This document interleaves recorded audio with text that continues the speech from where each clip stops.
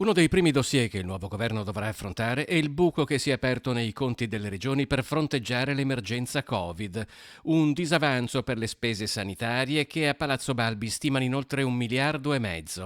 Il presidente Zaia lo dice in fase di presentazione del bilancio 2023, che ammonta a quasi 17 miliardi di euro, approvato in giunta, il cui passaggio in Consiglio è previsto per ottobre. Un bilancio che, nonostante le difficoltà che ogni anno vede aggravarsi di una serie di costi, quest'anno più personale, circa 10 milioni di euro in più di adeguamenti contrattuali, maggiori costi legati anche a quelli che sono legati all'energia, piuttosto che l'indebitamento della regione che ci costa ulteriori 10 milioni, ma che vede la capacità di analizzare bene il bilancio e di continuare a investire e a garantire i servizi che abbiamo fatto nel corso degli ultimi anni. Nel 13° bilancio regionale senza tassazione è stato tagliato il 15% delle spese rispetto all'anno precedente.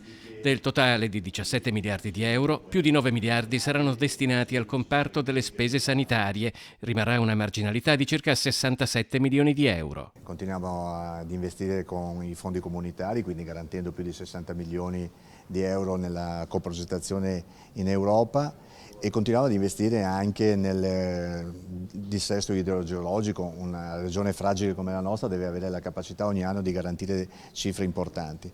Così continuiamo ad investire nella scuola, nella formazione, ancora 26 milioni, nelle scuole paritarie, 31 milioni.